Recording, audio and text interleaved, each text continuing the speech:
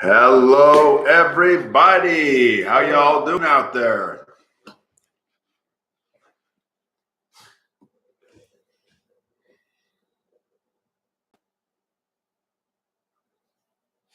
That took longer than I thought it would.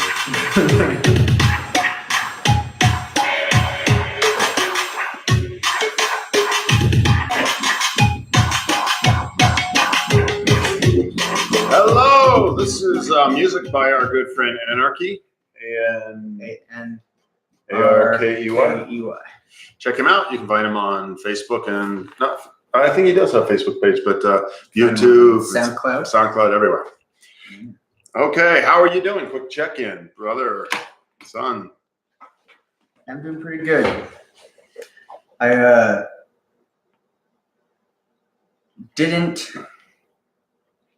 don't know. I guess I didn't write down the question of like what do I want necessarily, but I boiled and brewed on the topic like all week, and I did write in my notebook about other like things around all having to do with that question, but I don't have like a concise answer for that. Yeah, I shit the bed completely. I took a shit in my bed and slept in it. I didn't even do anything. You know what I did? I'll tell you something. Is I pulled. Jenny and I wanted to do a little bibliomancy, right? And so I pulled a line from Dream State, and it's just dominated my week. Like it gotta share it then. This is completely and totally out of order. It's out of order. I'm sure you'll remember this. Okay, this just framed it for me really well. Those glasses you wear to watch a 3D movie distort your perception, but they make the 3D movie make sense. You can take them off, but then the screen blurs and you are basically unplugged from the dramatic event you are attending. Now you're the one theater patron who is not entranced. Well, what's the point of going to the theater except to be entranced? So now you can wander around and look down on all the other moviegoers still chained to their seats, still plugged into their fictional universe. Now you can explore the theater, see where the toilet paper and urinal cakes are stored, swipe some gummy bears, make a study of all the mundane details that go into running a Cineplex, totally own the place. But what you can't do now is enjoy. Oh. We froze. Well. Hey, Sirius, we're on time. How about that? Well, it just lagged for us, but I don't know if it actually lagged on the stream. Yeah, did it lag on the stream, Sirius? We looked up and we were frozen. So I'm not sure if, I'm just going to say fuck it and keep reading. Yes. That was your life up there on the screen. Your people, your context, your drama. Now for better and worse, you don't have, I love that, for better and worse. He doesn't say or worse. No lag here. Perfect. Okay. This is a reading from Dream State. I did a bibliomancy on it and it really had a lot of impact to me. So now better and worse, you don't have any of that anymore. So you have to figure out what you do have. This is what it means to be lucid in a place designed to immerse you in the sub-lucid experience. The price of waking up is being solid in a ghost world. You hear sound and detect movement, but the reality in which everyone else is absorbed is now just a vague abstraction to you.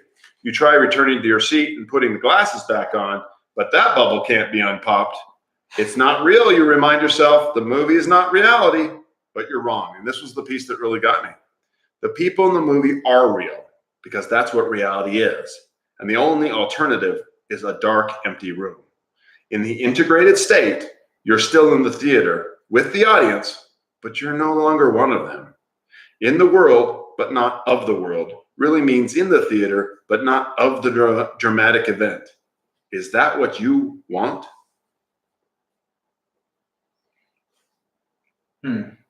And I've been playing with that all week, and it's, you know, the price.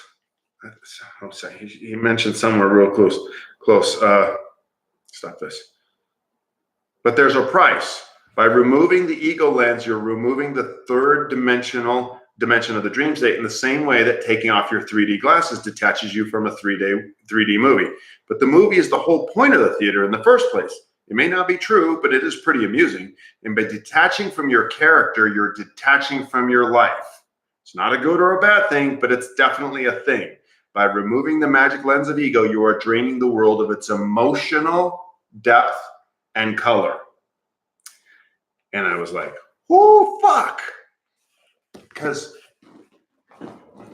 in the spiritual autolysis process, you cut away your connections to your beliefs and your attachments.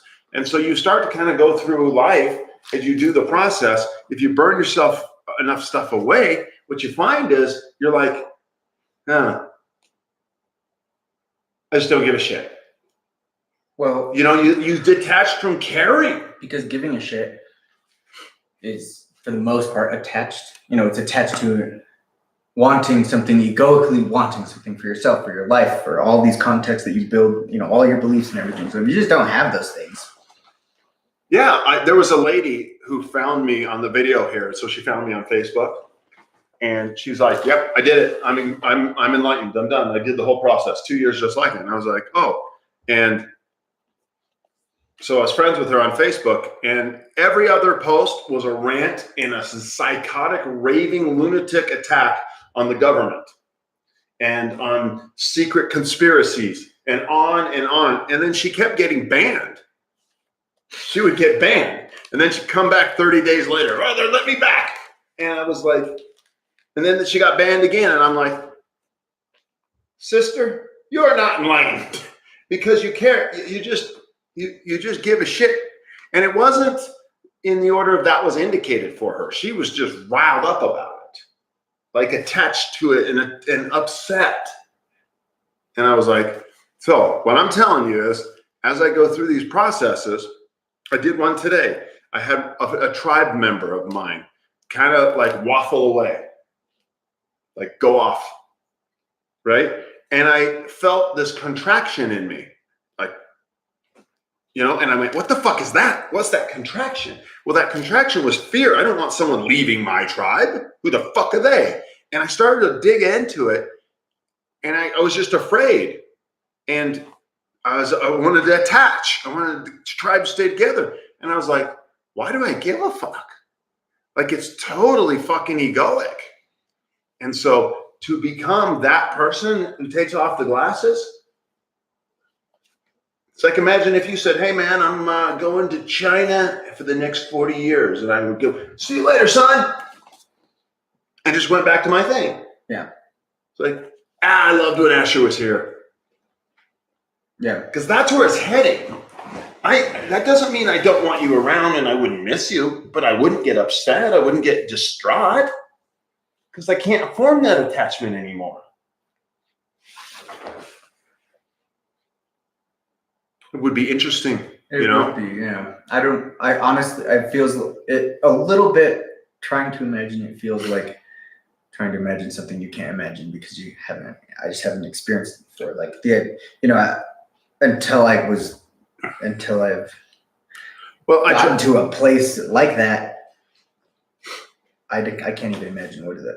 Well, if you had the neighbors came over and they said, our son is going on a mission. He's gone for 2 years. We're just going to miss him so bad. You and I would go, I don't know the kid. Yeah. I mean, I care less about that than you being gone because I just miss hanging out with you. But I'm not trying to sound like a murderous dick. No, right? I'm trying to sound like a free person who loves freely. Oh, you're a character in the dream and you've been written out for a while. And who knows but that he doesn't come back from China. I'm for you leaving. I'm for you coming back. I couldn't discern the difference. For people I've had, I guess, I don't know. Maybe this makes me feel, but I feel like I have had that with people in my life, though. Yeah. Like people who, or it's like I honestly do value them, and then they're leaving, and it's like, well, I mean, I don't know. good for you. It doesn't affect me necessarily. Yeah, we did a shaman circle. There's been other people who left you really affected. Yeah, we did a shaman circle once, and a guy came, and he spent the time with us. And I remember going, God, this guy's pretty cool, and I like him, right? And the pattern showed me and said, hey, Jace, don't get too attached. Just let this, give him freedom. He's leaving. He may come back. He may not. It just doesn't matter. And I remember going, but my ego wanted him to stay. But the intuition I got was to set him free. And I did. But every once in a while, I think about him and I kind of feel that little desire to reach out and grab him and pull him back. Just a little human fear-based, grubby little fucking worm. I think it's like, I'm a fucking grubby worm. I think it's an emotional, I think what it is like egoically selfish, emotional, like you want those people in your lives are not to leave because it's like, because of your attachment to them, and your ego wants to sustain that attachment. Well, it makes me feel safe. Yeah. I want them there so my tribe holds together. It's okay if someone goes. Believes that them being there means this for you, and like all of this. And my tendency when people leave the tribe, right, is to cast damnation and hell upon them. Fuck you, dare leave this, you know what I mean? And so to get to the point where you're just like, cool. Yeah, I mean, I don't know if I prefer. Some people I'd prefer their company. Like I'd miss them. I'd like that. Like being around them is cool. Yeah. It's entertaining. Keeps the story fresh. Right? Yeah. In a good way, not a dramatic way. Yeah, some people just have fucking problems. Yeah, and that's not that well, but it's wonderful. Okay. We're at Heartless. Oh yeah. Okay. But I thought that was pretty cool bibliomancy that consumed my whole week. That's interesting. Mm.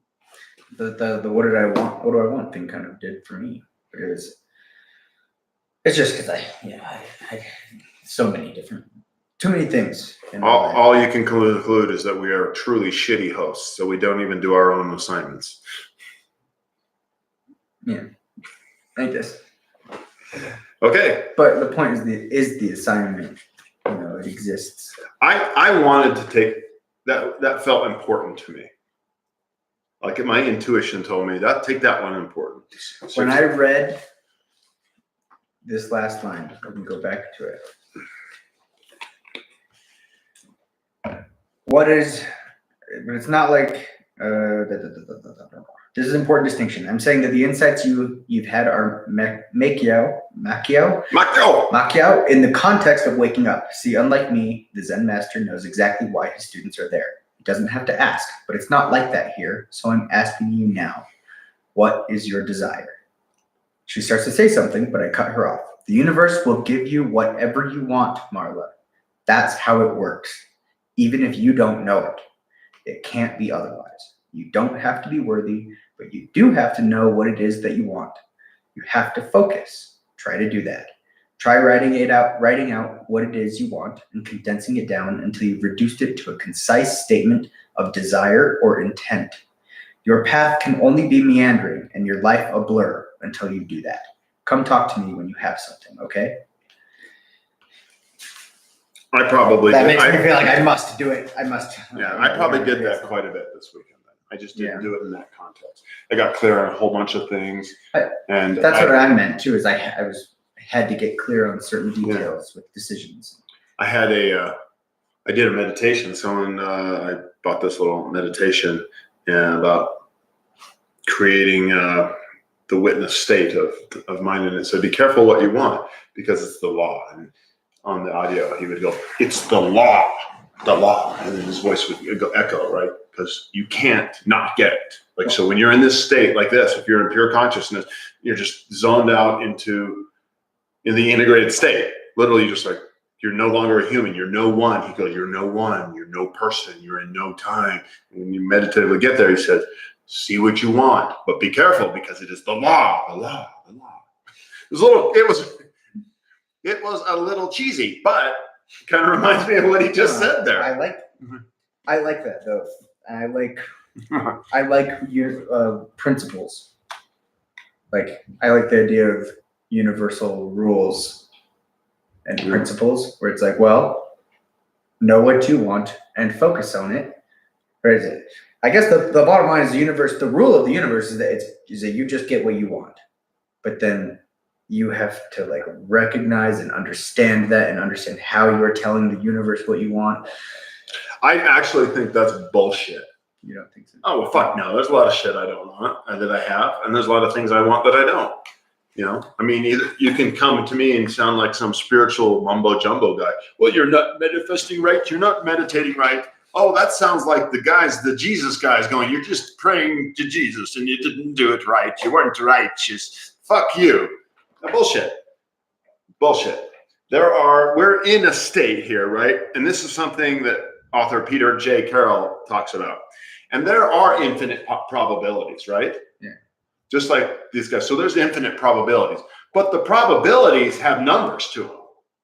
So some things are true because of the pattern is truly probable. I felt that. But some things are possible, but fuck no, they're not probable. They're like, yeah, I could try to manifest. Like this was an example he said. Listen to this. Yeah. Well, he said, you try to manifest a stack of gold. And he said, it's possible. Very, very improbable. Didn't know you were going to say that. Oh, you did? No. He said, but it's way easier and more probable to manifest a business that just ka-chings you money. Yeah. And I was like, he said, so when you're dealing with this state of trying to manifest, ka-ching, he said, it's not witchcraft because there's a percentage chance. You gotta zone in on. You gotta feel into the probability field of what is actually. I mean, I don't know. I don't have enough experience of it. I wish I did. I wish I could talk about this process specifically. So this is why you're here. Yeah. Like you're trying to manifest some shit in your life. Yeah. Like I would like to start to create shit that I want in my life. Yeah. I want that. I want to go create that. I want to manifest that. And believe me, I know that once I get everything I want, Geddy Lee, the bassist of Rush, when he first got big, he was like, yeah, man, we made money, man. We just went and bought shit. Like I was like a kid in a candy store. I just bought shit. But after a while, I was like, oh, okay. Right. I got through that. Well, I want to go through that phase. I want to buy shit. Just buy shit. I buy it. I'll take one of those. I take 10 of those. I take 17 of those. Yes, sir. Bring those down. Right? And then one day I'll go, fuck, I don't want this shit. This isn't fulfilling me. I know that already. Yeah. You know? I want to pass through that phase. Like that end of, do you remember the end of the Dave Chappelle show? I haven't watched the whole show. Oh, well. There's like 30 episodes. So, I mean, at the end of it, he always says, I'm rich, bitch. Oh, does he? Yeah. At the end of every episode? Yeah, at the end of every episode. He is. He turned down like a $60 million contract for the next season or something. Yeah. Anyways, maybe we're getting off track. But seriously, I am hearing you. One of our loyal listeners here, cool guy out in England, Europe way. I'm not sure where you are. But he's checking in with us saying he needs to do the same thing. Same assignment. Get clear. So let's all do it. Okay, let's get into some Heartless action. Yeah, we're 20 minutes. No reading. All right. I feel a vibe though. There's been some of them when we're a little down and just tired, right? Yeah, no. Well, that's why I said I wanted to get here and go because I was like, I am feeling good. Yeah, everybody reach out and give Asher some love and say, don't go home, shower, get cleaned up and eat dinner and come back and start the show late. Just come all dirty with his hair straight up. All right. Heartless. The most useful piece of learning for the uses of life is to unlearn what is untrue. Antithenes?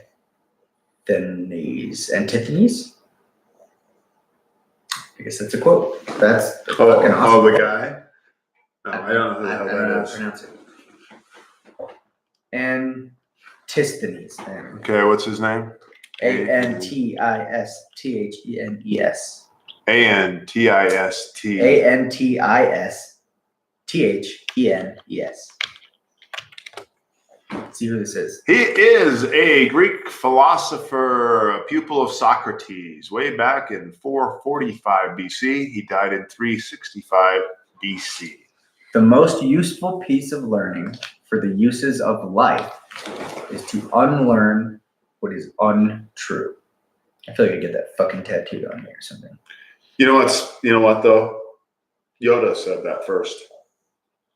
He said, "You must unlearn what you have learned." Does he? To Luke in The Empire Strikes Back. Geek alert. That was good. That was a good reference. That was good. All right. My monologues tend to be a little loose, but they could easily be a lot looser. It takes a conscious effort on my part to stay on track and not follow every tempting digression. I like to follow the course dictated by my initial impression of what a student needs to hear. Can I play Yoda's version now? Yeah. So everyone can hear. Let's do it. No different, only different in your mind. You must unlearn what you have learned. Okay, good.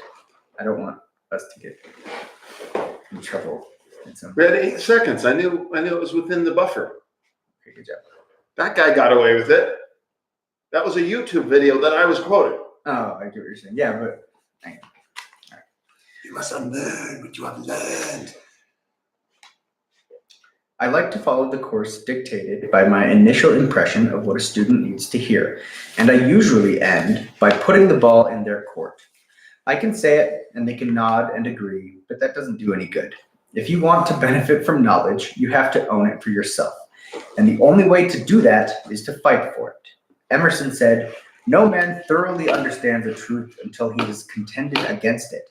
Having the answer isn't enough. You have to do the math." So I want to stop right there. That's really important to me. It's really important. For a lot of reasons, but for one of the funny reasons is I've read this 9 times and I stopped for a while and I've got a big sign on the outside of this door. You can't see it. It says do the math. Do the math. And I have been looking everywhere for that fucking quote. You just found it? I just found it. Yeah. So it's an Emerson quote. And will you read it to me again? Because I've got to finally put his name underneath the goddamn thing. Oh, it is an interesting quote. Okay. No man thoroughly understands a truth until he has contended against it. That's the line. But then the following line from Jed is, having the answer isn't enough. You have to do the math. Oh, so that's Jed who says the math Jed part. says you have to do the That's why when I looked up math and Emerson, I could never get a match. Yeah. Okay, but this contending thing, I was talking to my wife last night, and we were just talking about, we did a podcast for the Shades of Intimacy thing, and we were just talking about the meaning of words. And I realized, like, I function on a very, very different level than most people. And Jenny and I was like, one thing I had gotten after all these years with Jed studying is I just have to know what things mean before I can go off on them. The case in point, there was a lady discussing suffering and pain on a Buddhist forum. And I was like, well, what does that mean? And she's like, and I was like, you don't know what the fuck suffering means. Like, she didn't know what the fuck she's talking about. Like, don't spew your fucking suffering on me when you don't even know what it means. And I didn't know it either. So every time I get a word like that, I define it. I find what it means for me. I do the math and I contend against it. And this is the biggest benefit I've taken from this. I'm also probably the biggest asshole in the world when talking to people. But it's really important. I would define, just as a note, suffering as specifically suffering. That term would be like emotional suffering. Anytime you're experiencing emotional pain, that would be suffering. But because anytime you're experiencing emotional pain, it's a sign that there's something you need to be digging into and understand why you're upset about that, because you shouldn't be triggered about it. You're thinking there's something wrong with the universe and it shouldn't be that way, and then you're feeling a certain way about it because of it. I will. I'm going to come clean to all you Buddhists out there. I did not stop and decide what the hell the word meant to me. I didn't have that time. I can just tell you this lady didn't know. Yeah, I'm just telling you. I looked it up. I stopped to look it up in the don't know. dictionary. The dictionary says suffering is pain, pain is suffering. So they just say the same thing. Zero meaning. I would specifically define suffering Yeah. differently than pain. To me, what I discovered, the first thought that came to my mind, but again, I haven't done the math yet, nor have I contended, is that suffering is something that feels like it's chronic, like it's keeping going. Yeah. A pain is a sharper thing, and a suffering is an enduring thing. That's the only thought coming in my mind yet. No, I agree, actually. But the Buddhists, this lady, some other lady came in and said, oh, she spent 19 years in a fucking monastery. And she said, Buddhists have suffering defined in a very specific way. And I have not done this study. Before I want to hear their study, I want to figure out what it means for me, which is kind of what we're doing. Then I'll let someone else come corrupt my understanding. And then probably reject it. I kind of corrupted your understanding a little bit, just barely, by my explanation. Yeah, but it was good by that time because I already knew a little bit of what my suffering was. Definition. Right. The chair Marla vacated does not stay empty for long. A 50-something engineer named Arthur appears. I love this. I like her. And Arthur's pretty cool. Yeah, and waits for permission to sit down, which I give with a slight gesture. This may seem overly formal, but for Arthur, it's actually an improvement. The first time Arthur came to speak with me, he sat in a half lotus at my feet, which made me a little buggy. After I coaxed him up onto a chair, we spent an hour disabusing him of his tendency to equate enlightenment with divinity. It's still hardwired into his thinking that the teacher must be regarded as an elevated being, so he never sits without permission and always speaks with formality. Arthur doesn't live in the house, but he's a frequent visitor, especially in the spring when the gardens need so much help. Arthur tells me he wants a technique. Rather, he wants the technique. I really only have one technique, and everybody who comes into the house soon learns what it is from other students, but oddly, nobody seems to practice it until they receive it from me. I've laid it out many times and tried to put it in the public domain for the use of whoever wants it, but it has remained strangely proprietary, as if the only way it can work is if it comes directly from me. There's really not much to it, but I guess there's not much to closing your eyes and repeating a mantra or counting your breaths either. Okay, Arthur, I begin. The technique is called spiritual autolysis. Autolysis means self-digestion, and spiritual means hell, I don't really know. Let's say it means that level of self which encompasses the mental, physical, and emotional aspects. Your royal I-ness. Put the two words together and you have a process through which you feed yourself, one piece at a time, into the purifying digestive fires. May I ask a question? Arthur asks. Yes, Arthur. You make spiritual autolysis sound rather unpleasant. Rather unpleasant. Yes, Arthur. It's an unpleasant process. Oh, I see. Thank you. You're welcome. The process of spiritual autolysis is basically like a Zen koan on steroids. All you really have to do is write the truth. Write the truth? Sounds simple, doesn't it? Yes, that's all there is to it. Just write down what you know is true and what you think is true, and keep writing until you come up with something that is true. Pi is the ratio of a circle's circumference to its diameter, says Arthur. Sure, I agree. Start with something as seemingly indisputable as that, and then start examining the foundation upon which that statement is built, and just keep following it down until you reach bedrock, something solid, something true. Pi isn't the ratio of a circle's circumference to its diameter, he asks. The question presupposes that there's a circle. There's not a circle? Maybe, I don't know, is there? Well, if I draw a circle, when did you confirm the existence of an eye? Draw? Have you already raced past the part where you confirmed that you are a separate physical being in a physical universe with the ability to perceive, to draw? Have you already confirmed a duality as truth? If so, we have to switch seats. Arthur. So this is just such a load of fucking horse shit. Just what bullshit fucking shit. He just is teaching so wrong here. This is shit. Just shit. Jed, you are fucking a shit This is teacher. douchey. This is not instruction. It's This not is not even useful. No. It's really shitty. I lost so much time here. Like, because once you go, you break it down, you're like, oh, there's an awareness, seeing an appearance. It's consciousness, and hence the awareness is true, and the appearance isn't. Okay, I guess I just solved everything. The lighter, not true. Okay, the water, not true. You know the difference. So there's a difference between knowing and then, capital K knowing, having come to the conclusion yourself through your own deduction and math and contending. Yeah, but the contending doesn't work. What the real issue is, I've got a much better process, and it only costs $200 to take the course. Here's the process: is that you're battling against the attachment you have to the lighter being real. Okay.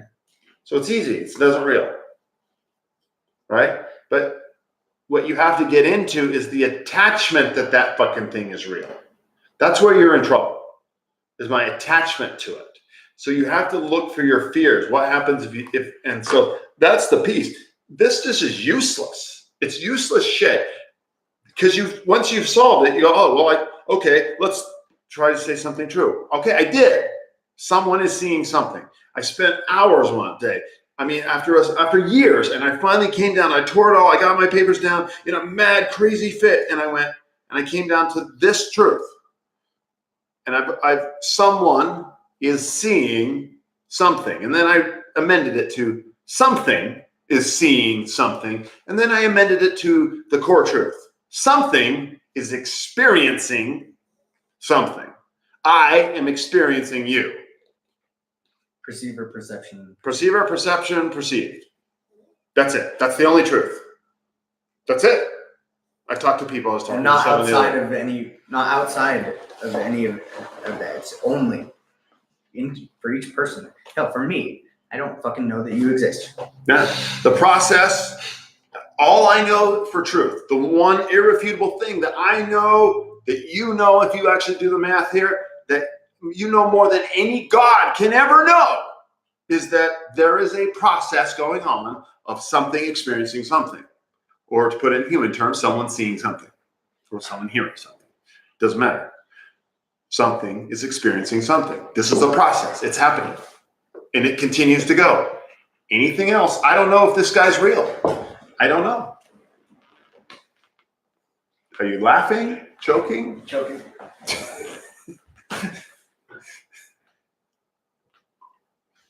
So I don't know if it's real. And I was doing how do I know it's not all happening inside the limestone, my cavern? I was doing some studies, right? And so we don't even perceive real. I'm seeing this lighter, right? But it's light coming into my head, which is forming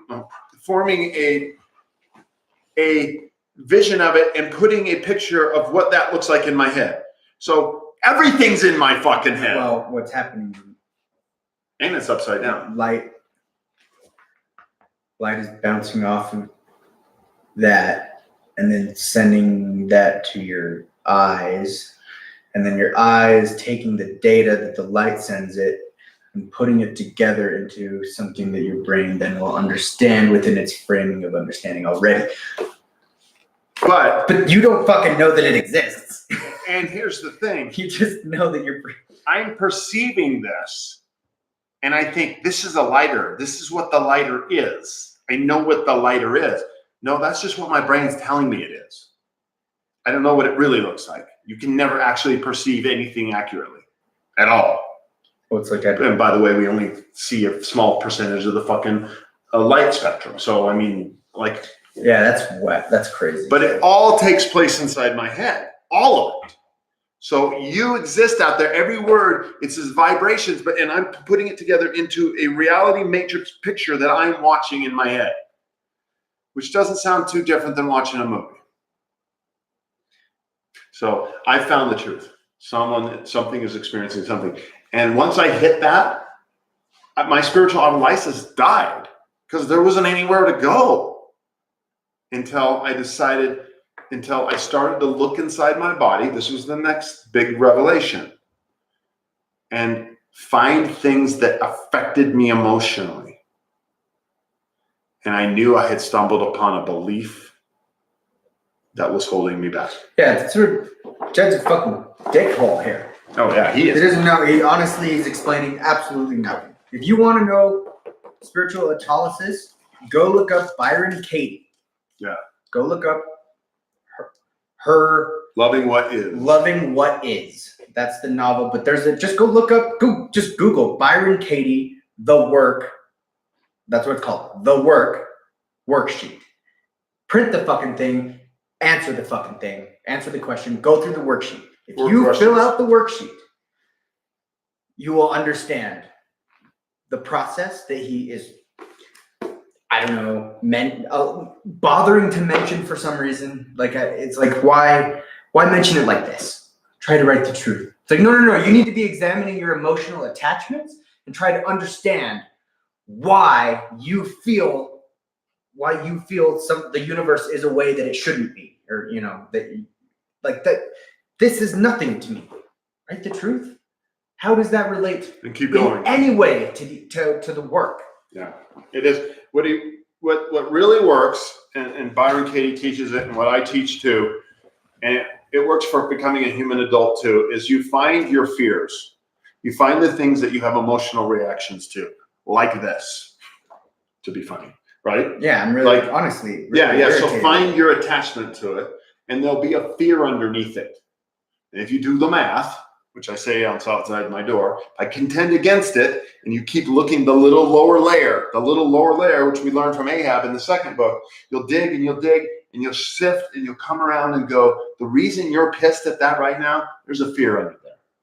I guarantee you. You have a story belief that's pissing you off. Now, otherwise, you just wouldn't give a fuck. Oh, I agree. That's why. So that's spiritual license. That is the autolysis. Self-digest that piece. Find the story. You have a belief in that the world should exist in a certain way, and then you would do the work on it. Is it true? Are you 100% sure it's true? How do you act when it's true? How would you be without it? And you set yourself free. You light it up, and you light your beliefs apart, and then you literally, like I did today, say I have a tribe member who left. And that bothered me. And I went, okay, I'm afraid of something. What the fuck am I afraid of? Yet another fucking belief holding me back. Right. And so I looked into it. Is it true? I found the story. that I need, that if tribe members leave me, it means I'm going to die. Right? Okay, that's the core story. I got that. Is it true? Well, no, of course it's not fucking true. I'm already dead. I haven't even assumed that I exist anyways, right? I could go that way that he said. First, you get to the bottom line, you go, well, how could it be true? If someone leaves me, I'm going to die. Well, first of all, when did I confirm that I exist? In fact, I've already confirmed that I don't, because the only thing that can be true is someone is seeing something. I guess it can come down to truth. But I think he focused on the truth thing because that was his trigger to start the process. Well, that's why he explained it like this. But he also did something criminal. That's what he said. He said the realization, the epiphany that launched him. Truth was existed. His first step was the realization that truth exists, and he is gonna find it. Yep. And that was it. So that's why he starts this with talking about truth. Truth means nothing to me. But you know what you find what you find interesting here, and he said it before. He said, "Well, it's more important to see the process, not the details." He's wrong. You don't understand the fucking process if you don't get the details. Yeah. So what you would do, Jed, is if you sat and wrote a book, maybe a whole fucking book of your recollection of each item that you took out, pieced apart, and tore apart. I believed that my mother loved me. Shredded it. The next one, the next one, the next one. And you showed that process over and over again. Guess what? That would be useful. People would learn from that, and that's the game.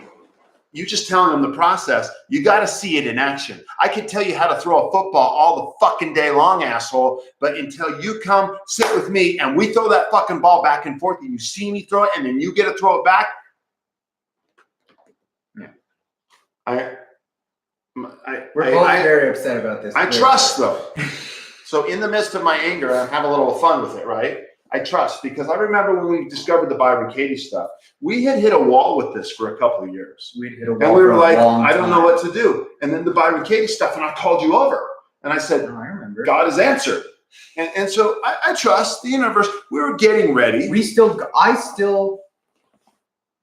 Part of this channel eventually will be, at least on a website or something, will be a list of actually relevant, useful curriculum, information to read. Yeah. One of them, massive one, is Byron Katie's Loving What Is. It goes, if you're going to read this, you then have to read that one next, or whatever. It has to be within the queue, because otherwise you're not going to get the information to the process. Yeah. At least for me. Yep, and I have a whole bookshelf for sure right here. And one of the best is the new book that she just put out. It's called A Mind at Home with Itself.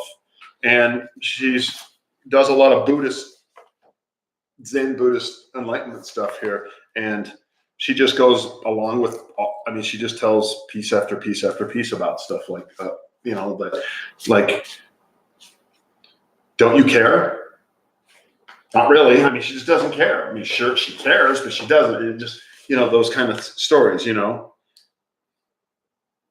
Yeah, I mean, if you see anything in the world as unacceptable, you can be certain that your mind is confused.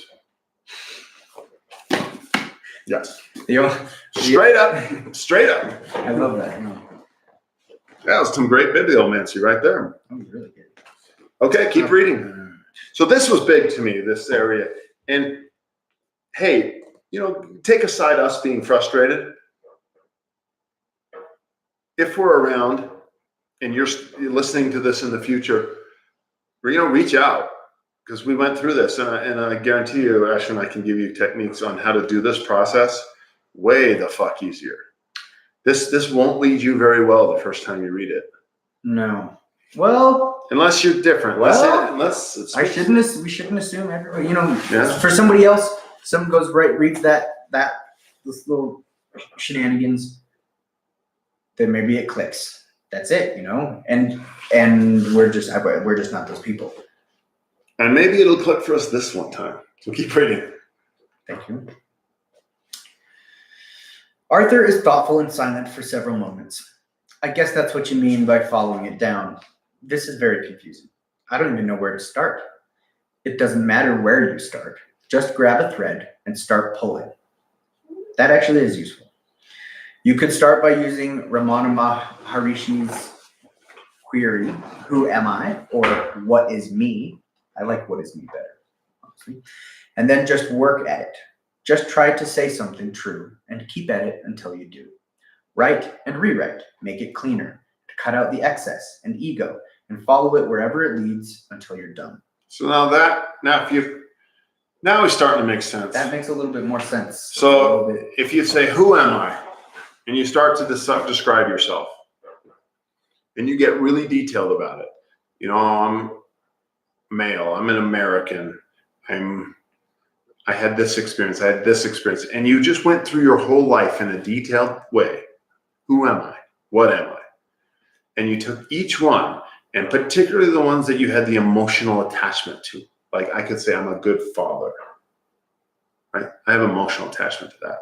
And then tear that down, and then tear it apart. And I have processes that can help you, by the way. So do reach out, like a little bit more strong. But am I, it's the work. Am I? Is it true that I'm a good father? Yeah. Am I 100% sure? Well, no, I can't be. I can't be 100% sure. How do I act when I believe I'm a good father? Immediately I would go, well, it's important for me to be a good father. Why? Right? So I'm afraid of something. Right. How would I be without the thought that I need to be a good father? I'd just be free to be a better human. Yeah. I am a good father. I can see that's true sometimes. I'm not a good father. Yeah, I can see that's true sometimes. See, it's just dissolving this writing process. And Byron Katie is very much similar to Jed. And she says, you should be doing this daily. And you write it. Don't fucking do it in your head. It doesn't work very well. That just doesn't work very well. I don't think it works in your head. It can. I feel I feel a piece of myself dissolving right now when I just did the father thing. Well, I guess I haven't done it. done the fucking practice of daily and to be able to answer that. But supposedly, the claim is that if you do this work daily, and hence proof that I'm a bad father, because I've been trying to get him to do it for years. Supposedly, I don't know. Sometimes I get ahead of myself, and this isn't one of the instances because I haven't done this. But supposedly, as you do the work every day, if you do examine beliefs and fears and the things that are telling you there's something wrong with the world, if you examine all of those and get that process like instilled into you over years, that you start you do some of the process in your head before you go into, as you're going through life, like you. Yeah, it like will naturally be relieving your stickiness. Yeah, like the turn is a good one in that regard. Where you turn the thing in, and so you'll be seeing someone, and you go, God, what an asshole, and then you're like, oh fuck, I'm the asshole, because you've already turned it. You've already started to dissolve your judgment. Yeah, so those and the assertion of the thing that's wrong, and then the examination of that, like all that processing, you can teach your brain to do it. And Byron Katie has an interesting piece to this. By the way, she's enlightened too. Like I've come to that conclusion exactly like Jed. She's one of the rare people. And she has an interesting. She would not agree with the Ramana Maharishi thing. She says very clearly, don't start on yourself. What you should start on is start on other assholes. Judge the fuck out of everyone around that. you. Sorry, thank you, Jesus Christ. It's called the Judge Your Neighbor worksheet. Yeah. For a fucking reason. Because when you start to look at yourself, you get fucking triggered. Yeah. Immediately. So instead, you need to externalize, and maybe that's what the witnessing is a little bit, to be able to do that to yourself without being in it. But you need to look at other things, external thing. That dude said something to me that fucking pissed me off all day today. I've just been brewing about it. It's like, okay, then you need to look at that shit, man. And it's really cool because, and I've done this for years now, when you do that, sometimes you're like, I don't have something big to tear apart today in my daily practice. Like I just don't. And so I've often said when people get stuck there, the best thing to do is to go get a minor thing that just irritates the fuck out of you. So just scroll through Facebook until someone pisses you off. 30 seconds top, someone will. Scroll through Reddit. Just read the first thing that makes you go, and then be like, hey, why did you go, right? Why did I react to that? And you'll be like, well, shouldn't I be tearing around the big stuff? But this is where he's right. Pick a string. So if you ever get stuck in your practice, highly, highly recommend. You're like, I just don't have something big that's really bothering me today. Fine. You don't go search for one. Don't wait for the big thing. Just go find something on Reddit that pisses you off. Just someone will do it in 2 seconds flat, or right? Twitter or whatever. Yeah, wherever your social media program is, or talk to your kids or something. I don't know. But the principle, and this is what Byron Katie is saying, and so is Jed, is that it doesn't matter. Like you might like, well, I don't really care if Trump did something. I'm minorly pissed off. Good, roll with it. Roll with your pissed off at Trump or Obama or whoever the fuck you don't give a shit about, right? Or Pelosi or whatever. Get pissed at him, because what you're going to find in that is your attachment to something, and you'll unwind that, and you'll get a gift out of that every time. What do you think of the suggestion that for the next episode we just go through a worksheet? That'd be great. Anybody else want to do that? I'd love to do that. I think it'd be a really good idea, because I was just about to talk about another part of the worksheet, which is they release the rage part where you you take the trigger and then you just go. Sirius is down. He's down. Okay. Because it's this process. This is the process. He talks about. We say he wants a technique, rather he wants the technique. That's what it is. It is the technique. It deserves enough for us to stop and focus on it. And I love, what I love is and when Byron Katie teaches it, she's all like, I highly encourage you to be a petty little bitch. Yeah. She's all like, be petty.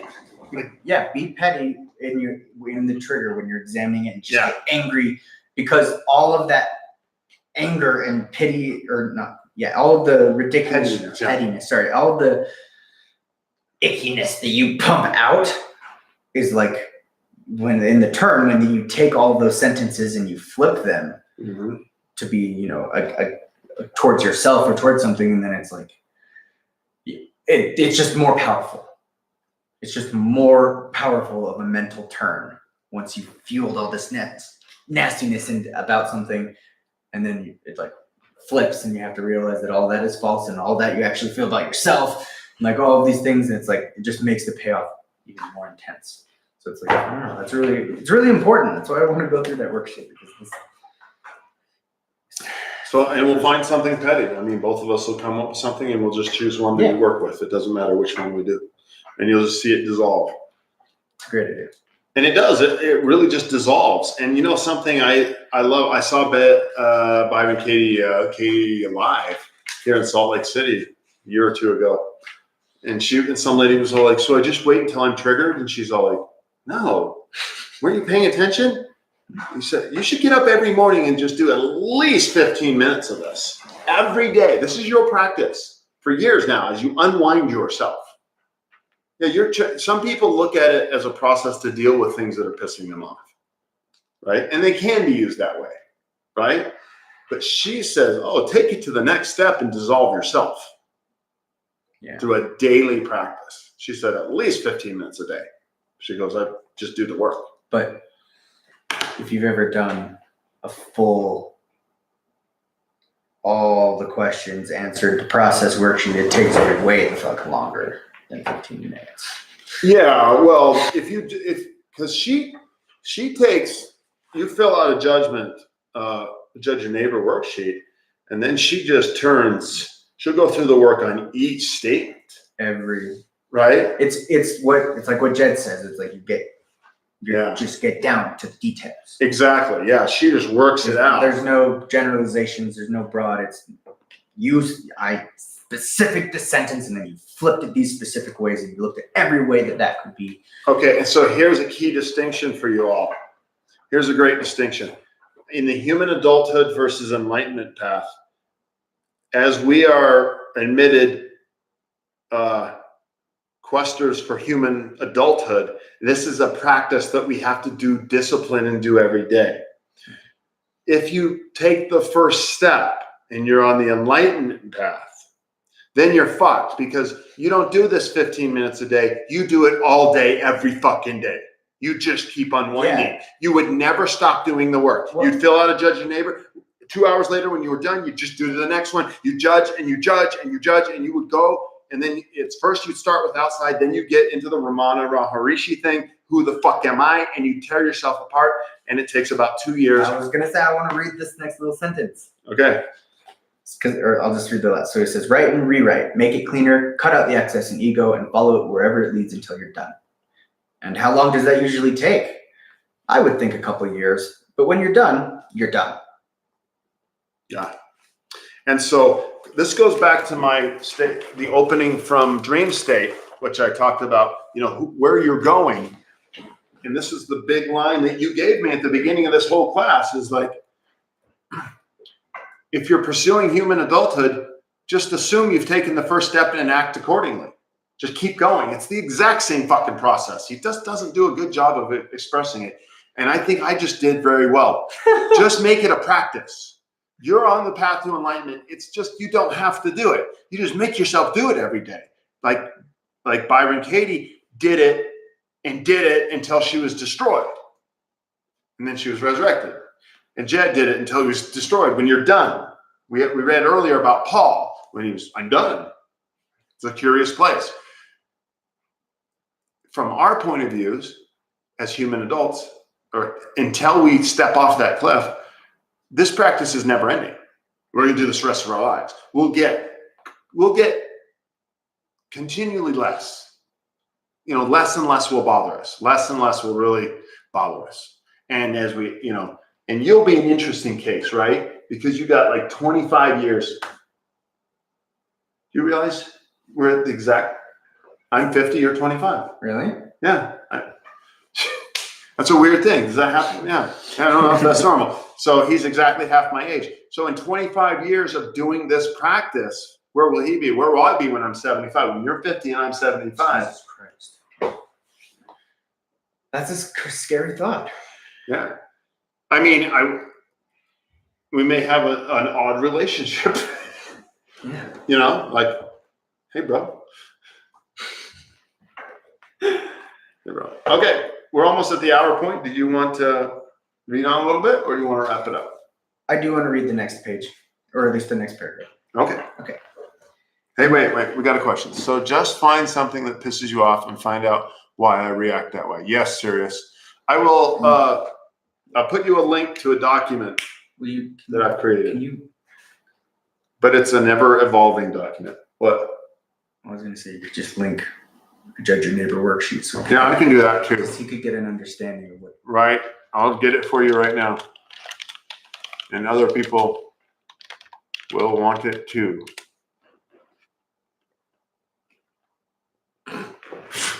Not found. Let's try that again.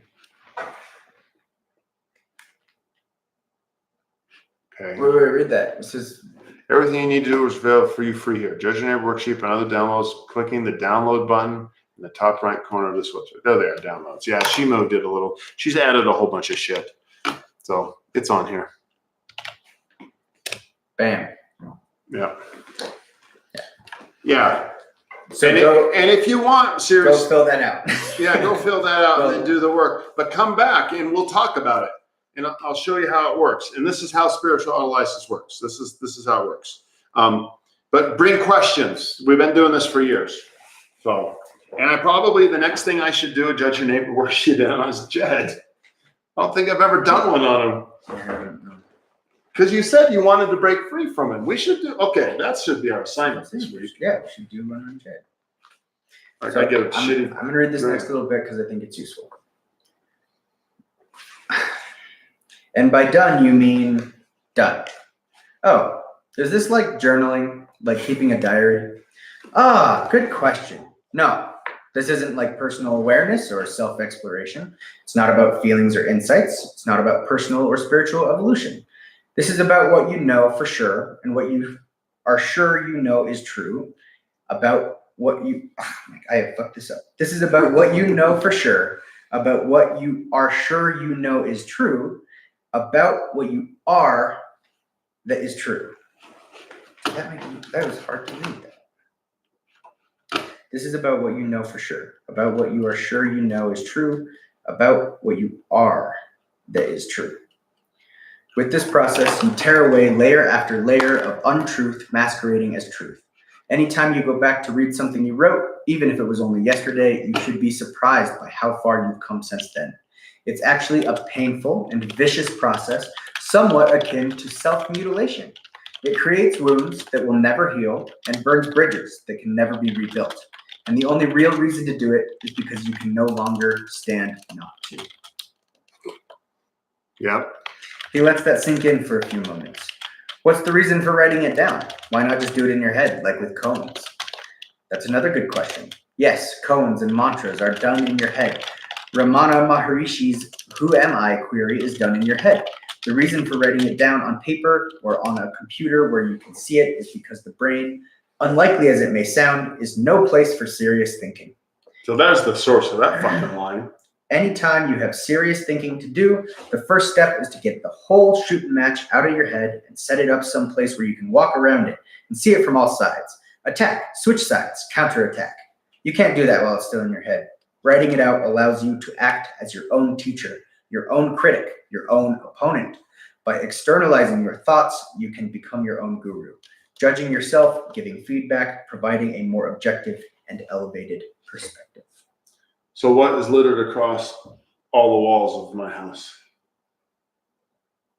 Sentences, Whiteboards. whiteboards. Yeah. Whiteboards. So we do all our thinking on whiteboards. Yeah, so thinking can be done now. Yeah. All our whiteboards are done. They're all over the place. My wife has just given up. Damn. That's the line. Yep. Writing it all out allows you to act as your own teacher. Doing the thinking in your head is the worst place to do it. Find that line again. The reason for writing it down on paper or a computer where you can see it is because the brain, unlikely as it may sound, is no place for serious thinking. Boom. Yeah. Okay. Hey, thanks, Sirius, checking in with us, and for everyone else who's been reaching out. We're just gonna fix it in an hour next week. So let's pay attention to the question. Why are you here? Why am I here? What are we doing? What the fuck are we doing?